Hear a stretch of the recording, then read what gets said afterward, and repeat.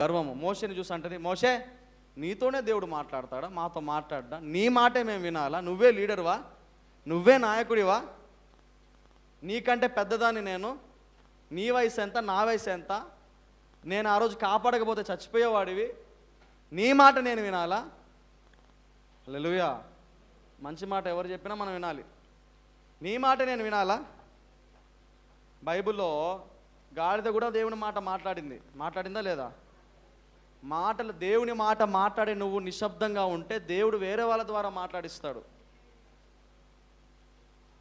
ప్రవక్త సైలెంట్గా ఉన్నాడు, దేవుడు గాడిదతో మాట్లాడించాడు. మిరియాము గర్వపడి నీతోనే మాట్లాడాలా అని మోషేని ఎక్కిరించి మాట్లాడింది. మిరియాముకి ఏం జరిగింది? కుష్ఠరోగం వచ్చింది. ఇంత పెద్ద సేవకురాలు, ఇంత జ్ఞానం గలది, మొదటి పాయింట్, దేవుని ఆరాధించే వ్యక్తి, మోషే ఆరులతో పరిచర్య చేసిన వ్యక్తి, ఈమెలో కూడా గర్వం వచ్చింది. మనలో కూడా గర్వం వస్తుంది అప్పుడప్పుడు.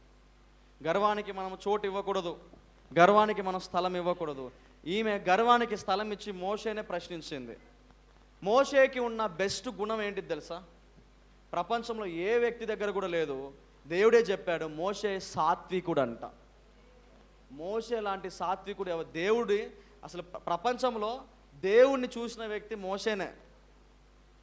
దేవుని ముఖం చూడలేదు, దేవుని వెనక వైపు చూశాడు. బైబిల్లో దేవుని వెనక వైపు చూసిన వాళ్ళు కూడా ఎవరు లేరు, మోషే ఒక్కడే. ఎందుకు అలా జరిగిందనంటే దేవుడు తనను తాను చూపించుకోవాలనుకున్నాడు మోషేకి. ఎందుకంటే మోషే మిక్కిలి సాత్వికుడు అని 12వ అధ్యాయం 1వ వచనంలో చూస్తున్నాం. సాత్వికుడు అంటే ఏంటిది?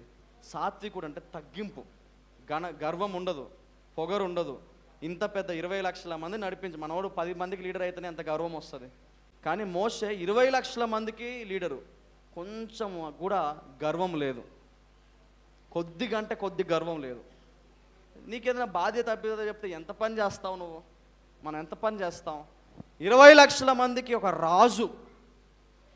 మోషే చెప్తే చేస్తారు, మోషే వద్దంటే చెయ్యరు. 20 లక్షల మంది ఒక ఊరు మీద పడితే ఊరు ఏమైపోద్ది? అటువంటి ఒక మోషే సాత్వికుడు, కొంచెం కూడా గర్వం లేదు. ఈరోజు మనం చేసే పనులను బట్టి మనకి ఎంత గర్వం వస్తుంది? మనకున్న డబ్బును బట్టి గర్వం వస్తుందా? మనకున్న ఆస్తిని బట్టి గర్వం వస్తుందా? చదువుని బట్టి గర్వం వస్తుందా? అసలు రాకూడదు. మోషే చాలా అటువంటి మోషేని ఈమె తిట్టింది. మీరు ఒకవేళ తగ్గించుకొని జీవించిన వాళ్ళని మీరు తిడితే మీకు శాపమే వస్తుంది. మోషే తిట్టింది. మోషేని చూసి నువ్వే పెద్ద గొప్పనా, నువ్వు పెద్ద రాజువా, నువ్వు అధికారివా అని అనింది. ఆమెకి కుష్ఠరోగం వచ్చిందంట.